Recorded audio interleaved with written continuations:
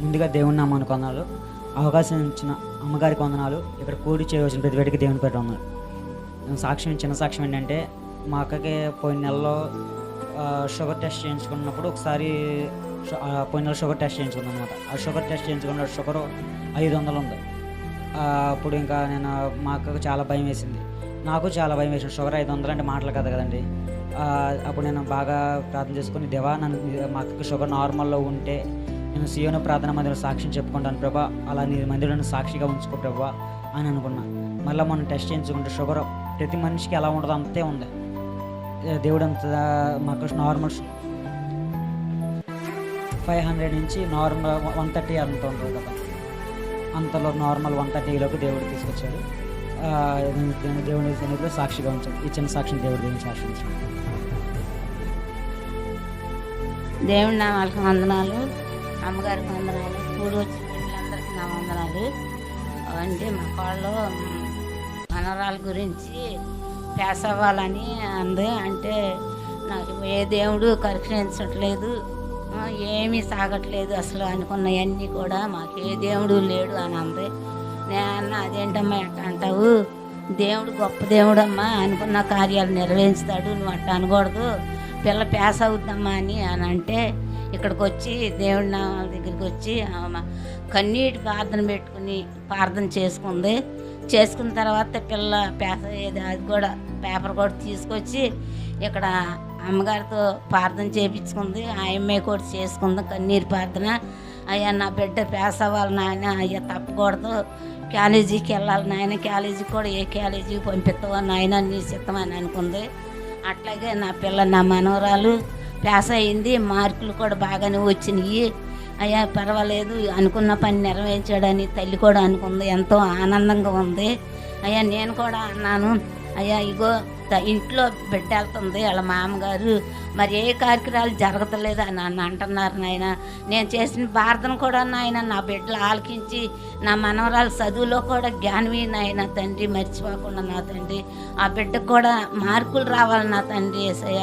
అయ్యా గ్యాప్ ముంచుకుని ఆయన ఆ బిడ్డ చుట్టూ కూడా నీ కంచి నీ కాపుదలు దయచేయండి నా తండ్రి. ఆ బిడ్డ కాదు నాయన రాసేది నాయన, నీ అస్సం వేసి ముట్టినాయన నీ అస్సంతో రాపిస్తామని నేను కూడా ప్రార్థన చేసుకున్నాను. ఆ ప్రార్థన అనేది నాయన ఆయన మా కన్నీటి కూడా ఆలకించి, మా ప్రార్థన ఆలకించి ఆ బిడ్డకు కూడా నాయన మార్కులు వచ్చేదాడు సహాయం చేశాడు. అయ్యా పాస్ అయ్యేదాడు సహాయం చేశాడు నాయన. ఈ చిన్న ప్రార్థన నీ ప్రార్థన చేసుకోమని యేసుక్రీస్తుని అడిగి వేడుకుంటున్నాం తండ్రి. ఆమేన్. వందనాలు. దీవించిన గాక, దేవుడు దీవించిన గాక. దేవుడి నామానికి వందనాలు. సమయం ఇచ్చిన అమ్మగారికి వందనాలు. కూడా వచ్చిన మీ అందరికీ నా వందనాలు. మేము అన్యుల నుంచి వచ్చాం కాబట్టి అమ్మ ఇది వరకు ఎక్కడికి వెళ్ళినా సరే తలనొప్పి వాంతులు అని చెప్పి ఇంటికి వచ్చి పడిపోతుంది. ఎప్పుడూ అంతే, ఇంకా అన్నం తిందు, ఇంకేమి మన ఆలోచనలో కానీ మన లోకంలో కానీ ఎప్పుడు ఉండదన్నమాట. అయితే రీసెంట్గా ఒక మ్యారేజ్కి అమ్మ వెళ్ళడం జరిగింది. అయితే ప్రేయర్ చేసుకుని వెళ్ళింది, సాక్ష్యం చెప్పుకుంటానని చెప్పిందంట. అయితే అట్లా ప్రేయర్ చేసుకుని వెళ్ళినప్పుడు అక్కడ తింది, మళ్ళీ ఇంటికి వచ్చినాక తింది, మళ్ళీ తింది, మళ్ళీ అక్కడ మళ్ళీ తింది. అట్లా 3 సార్లు 4 సార్లు తింది. ఏమి వాంతులు కానీ తలనొప్పి కానీ చిన్న నీరసం కానీ ఏమీ లేదు. చాలా ఎంగేజ్మెంట్కి కూడా వెళ్ళింది, పెళ్ళికి వెళ్ళింది. చాలా ఎంజాయ్గా సంతోషంగా చాలా ఆనందంగా ఉంది. మళ్ళీ వెళ్ళింది కూడా అన్యుల పెళ్ళికి వెళ్ళింది, అయినా సరే చాలా యాక్టివ్గా ఉందన్నమాట. అలాగే నిన్న కూడా వెళ్ళింది, నిన్న కూడా చాలా ఇదిగా ఉంది. దూర ప్రాంతాలకు వెళితే అసలు ఆమెకు పడదు, ఇంట్లో నుంచి కాలు బయట పెడితే పడదు. అలాంటిది ఆమె బయటకు వెళ్ళింది అంటే చాలా భయంతో వెళ్ళిద్ది అనమాట. వచ్చిన తర్వాత ఏమైద్దా అని. అలాంటిది 2 సార్లు వెళ్ళినా సరే ఆమెకి ఏమీ కాకుండా దేవుడు పరిపూర్ణమైనటువంటి స్వస్థత ఇచ్చినందుకు దేవుని నామానికి మహిమ కలుగును గాక. ఇచ్చిన సాక్ష్యం దేవుడు దీవించి ఆశీర్వదించును గాక.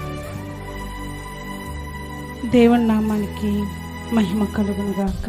అమ్మగారికి నా హృదయపూర్వక వందనాలు.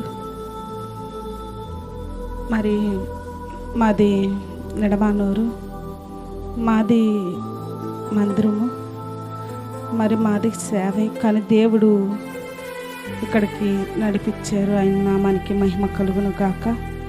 ఎందుకంటే నేను ఒక రోజున చాలా వేదంతో పడుకుని ఉన్నాను, చాలా దుఃఖంతో పడుకున్నా. ఇంట్లో పడుకుంటే ఆ రోజున ఒక తల్లిగారు ఈ తల్లిగారి గురించి నాకు చెప్పి ఉన్నారు. చెప్తే తల మీద చెయ్యేసుకున్నట్టు అడ్డంగా పడుకున్నప్పుడు ఈ తల్లిగారి గురించి నాకు పేరాపన కలిగింది. ఆ రోజునే అనుకోకుండా నేను ఈ మందిరానికి వస్తాం జరిగింది. వచ్చిన కాడి నుంచి తల్లి నన్ను ఆదరించింది. సంఘం వాళ్ళు కాడ నా కోసం బిడ్డలు ప్రార్థన చేశారు. ఆ బిడ్డలను కాడ దేవుడు దీవించును కాక. ఎందుకంటే నేను ఒంటరితనంలో ఉండిపోయి ఉన్నాను. కానీ నాకు ఇక్కడికి వచ్చాక నాకు కార్యములు 2 కార్యములు దేవుడు బలమైన కార్యములు చేశాడు.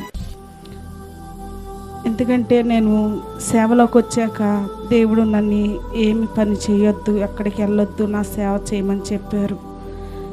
సరేనండి, నేను సేవలోనే ఉండిపోయాను. చాలా కరువుతో, చాలా వేదనతో, చాలా తింటాకి లేక, చాలా బాధతో నేను ఉంటున్నాను. ఉన్న టైంలో దేవుడు ఇక్కడికి తీసుకొచ్చాడు నన్ను. మరి మందిరంలో నాకు మొన్న కరెంటు తీసేశారు. కరెంటు పోయింది, ఫీజులో పోయిరో ఏదో తప్పుపోయింది. తప్పుపోతే నేను ఆ రోజుల్లో ఒక చోటన వాక్యం చెప్తే ప్రార్థన చేస్తానే ఉన్న మనసులో ప్రార్థన చేస్తానే ఉన్న ప్రభువా, ఈ ఎండాకాలం కరెంట్ లేకపోతే ఎట్టా. కానీ నేను వేదన చెందుతున్నప్పుడు, బాధపడుతున్నప్పుడు మరి ఇక్కడ కాడ ఒక నైట్ నేను ప్రార్థన చేశాను. కానీ ఇంటికి వెళ్ళాక దేవుడు అద్భుత కార్యం చేశాడు. ఆయన నామానికి మహిమ కలుగునుగాక. మరి ఒక ఆయన సాంబి గారని కరెంటు పెడతారు. ఆ బిడ్డను దేవుడు దీవించునుగాక. మందిరంలో ఫ్యాన్ కాడ లేదు, మరి ఒక ఫ్యానే ఉంది. కొంతమంది వచ్చి పడుకుంటున్నారు బిడ్డలు. మరి వాళ్ళకి గాలి లేక చాలా ఇబ్బంది పడ్డారు. ఇంట్లో లైట్ కాడ పోయింది. ఆ రోజునే డబ్బులు కాడ తీసుకోకుండా ఆ బిడ్డ కరెంటు బిగించి ఒక ఫ్యాన్ కొనిపెట్టి, ఒక లైట్ కొనిపెట్టి నాకు దేవుడు ఆ బిడ్డ ద్వారా కానుకగా పంపించాడు. ఈ కార్యం దేవుడు నా పష్టాన జరిగించాడు. ఇంకో బిడ్డ ఇంట్లో బియ్యం లేనప్పుడు నేను ఏడుతున్నప్పుడు ఇంకో బిడ్డతో మాట్లాడి మరి ఆ బిడ్డతో కాడ దేవుడు కొన్ని కూరగాయలు, కొన్ని బియ్యం, కొన్ని సరుకులు పంపించి నన్ను పోషించాడు. ఈరోజు కాడ ఆయన బిడ్డలతో నన్ను నడిపించి పోషిస్తున్నాడు. ఈ సియోను మందిరానికి వచ్చాక దేవుడు నా పష్టాన్ని కార్యం చేశాడు. చిన్న సాక్ష్యం దేవుడు దీవించి ఆశీర్వదించును గాక.